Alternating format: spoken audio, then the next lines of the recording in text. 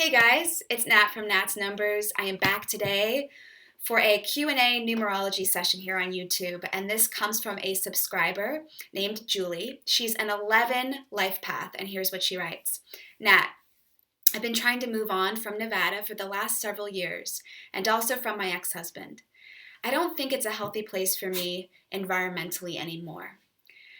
I am now wondering, why has this life been fraught with so many personal challenges?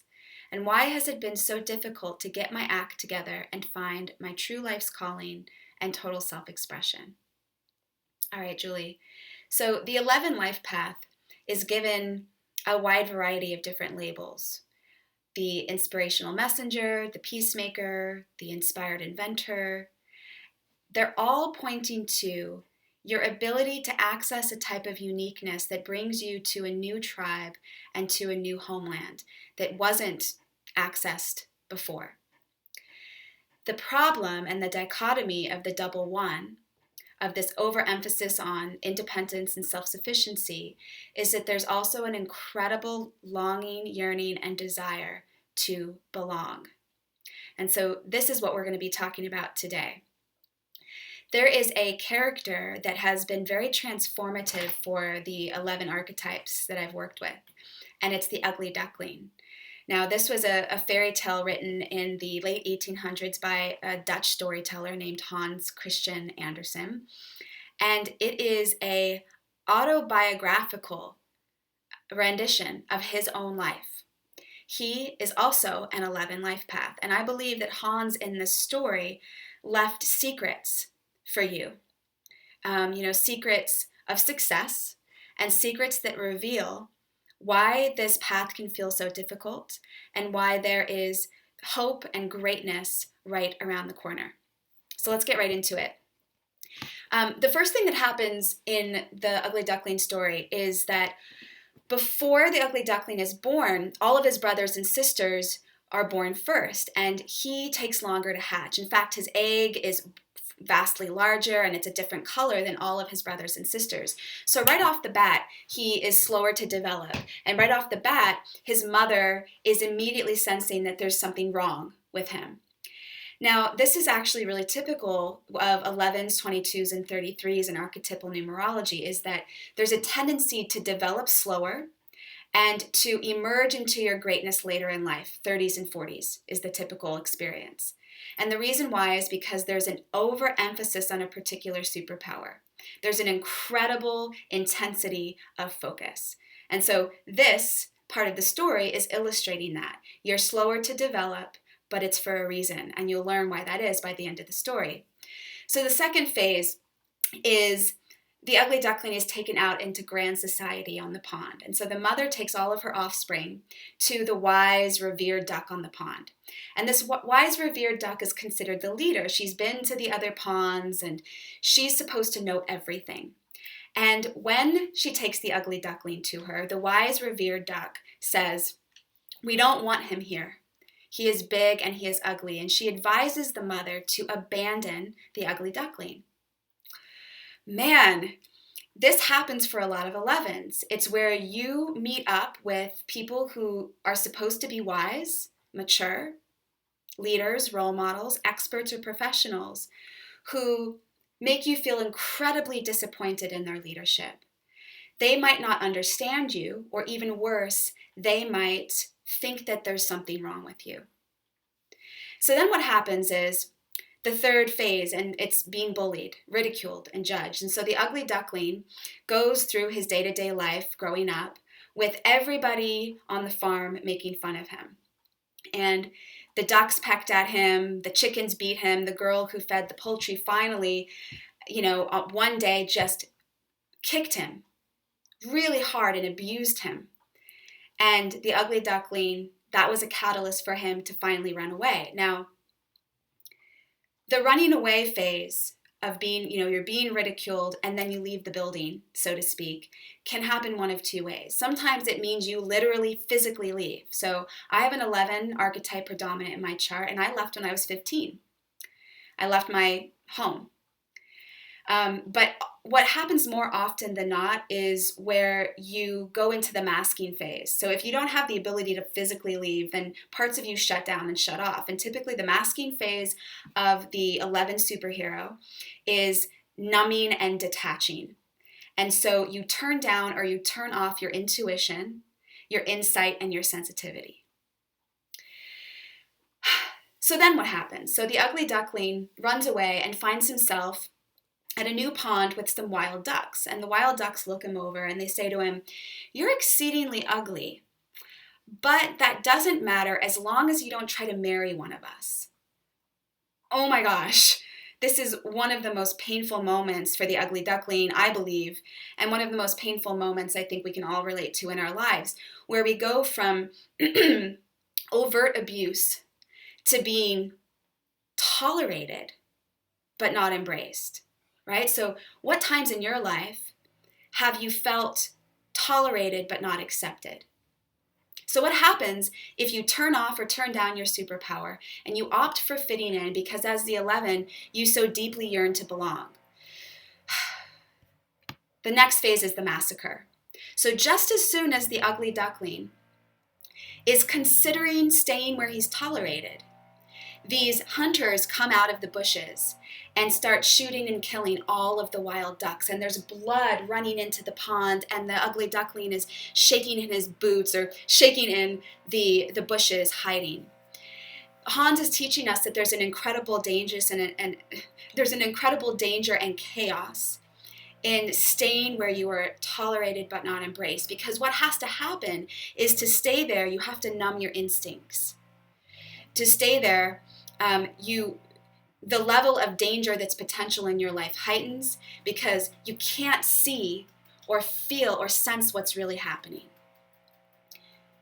What danger or peril have you faced when you have stayed where you're tolerated? I can think of like 5, right off the top of my head in my personal life, 5 places where I was in incredible danger, either physically or just psychologically, spiritually, because I stayed where I was tolerated but not accepted.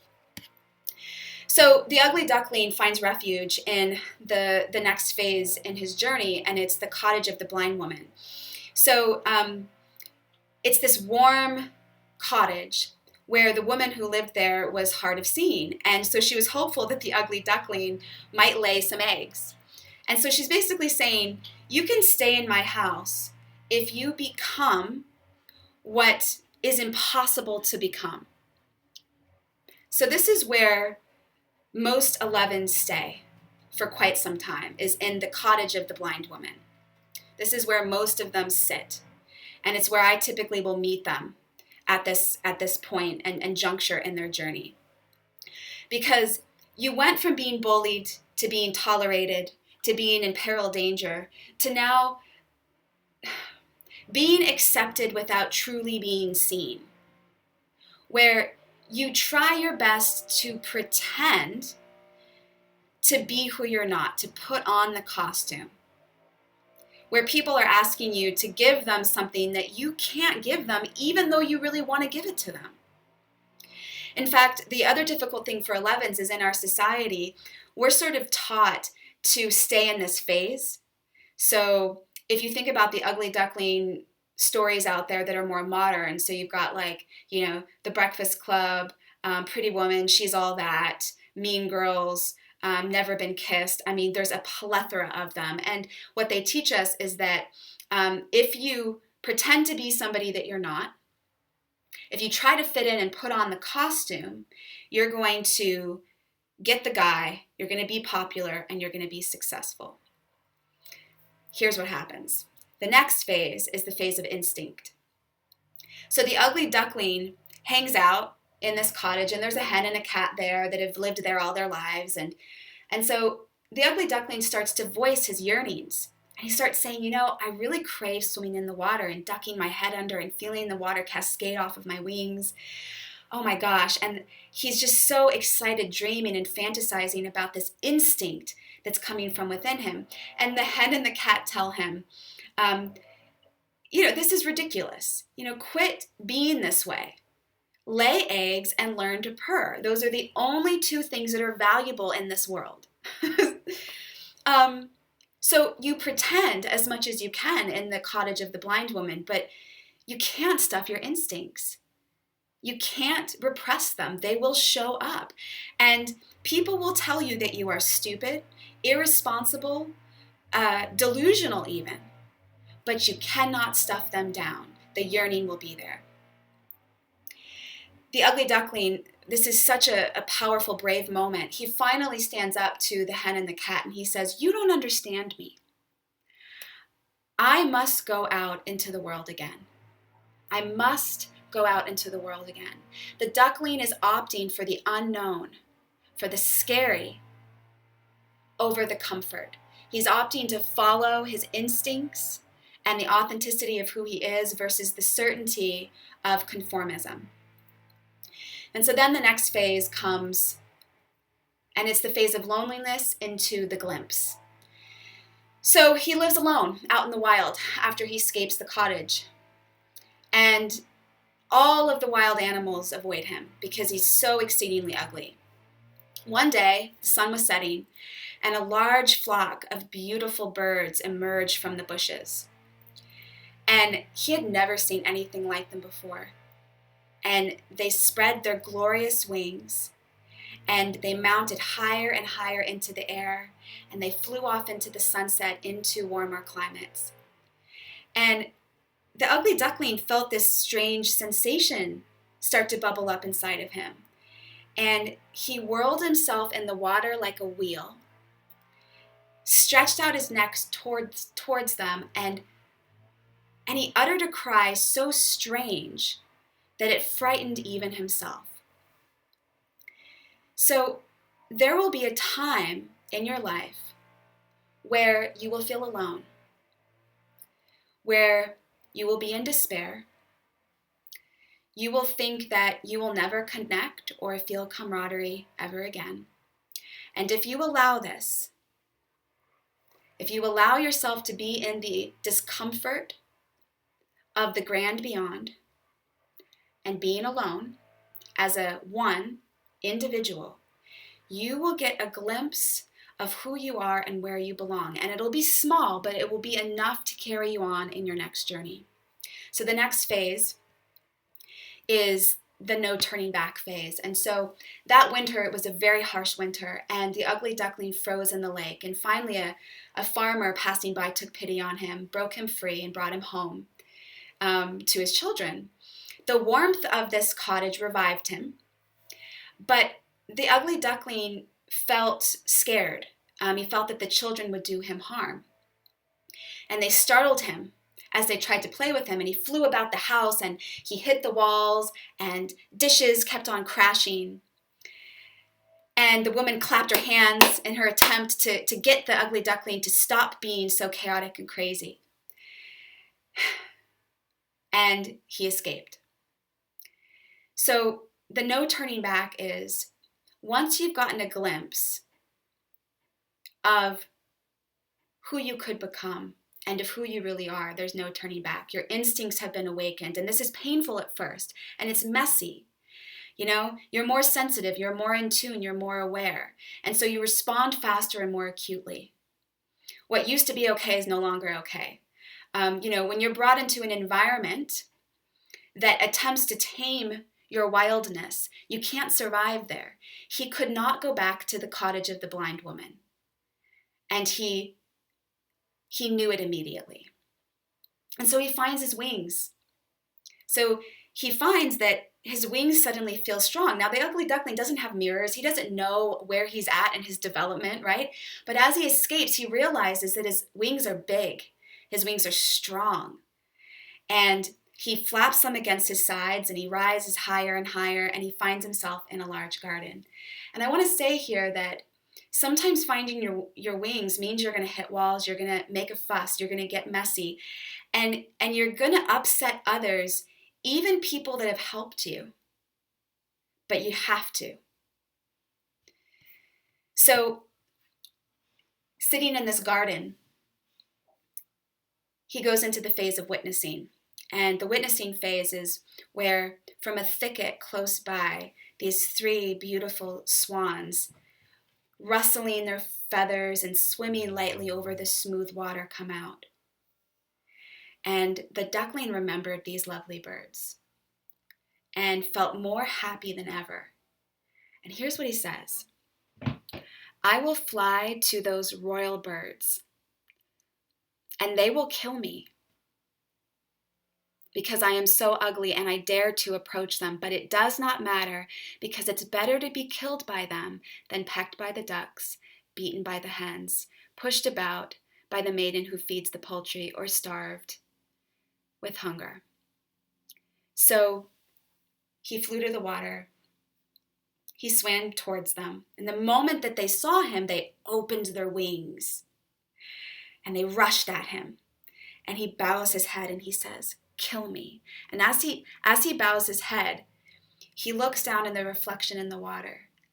And he realizes and he sees that he's no longer this dark, gray, ugly, awkward, disagreeable bird, but he's a graceful and beautiful swan.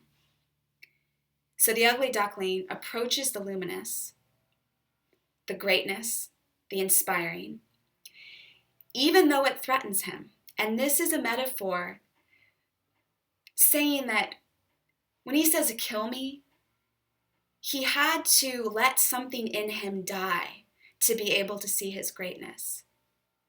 So he had to let the limiting idea of who he was die to be able to finally see the truth of who he was. And the last phase is the belonging phase. And so the swans embrace him. And these children who feed the swans come to the edge of the pond, and they're excited and they're giddy and they're so happy. And they say, "Oh my gosh, another swan has arrived. And this one is the most beautiful that we've ever seen." And the old swans bow their head before him, and he's finally home. And so you have to realize that the ugly duckling and Hans are teaching us that the things that you think are weird, unusual, eccentric about you, the things that you think are unacceptable, the things that you think you need to hide, are the things that are going to bring you home. And sometimes it might take a lifetime for us to learn that, but for 11s, it's so severe and so overt that it's literally impossible to ignore. In the last part of the story, the children throw cakes and breads and all of these delicious, yummy, plentiful foods because he will be taken care of in this new homeland. Okay, so let's just review it really quick, the takeaways from this. So what Hans is teaching us, number 1, is you've got to let go of being agreeable. You've got to be disagreeable. Not disagreeable enough to convince somebody of something, but disagreeable enough to stay yourself. The ugly duckling had opportunities in each one of these 13 phases to stay where he was at and suffer, to stay where he was at and not be who he really was. But he was disagreeable enough to stay who he was. The second theme that we learn is to never stay where we're tolerated. Go for the gold, right? The third real big theme is approach what is beautiful. Approach what is inspiring to you, even if you're ridiculed, even if people tell you that you shouldn't, that it's a big, scary, mad world out there and you got to stay in the cottage of the blind woman. Sometimes it takes being alone, it takes being separated, but you will find your promised land the more that you get in touch with the uniqueness of who you are.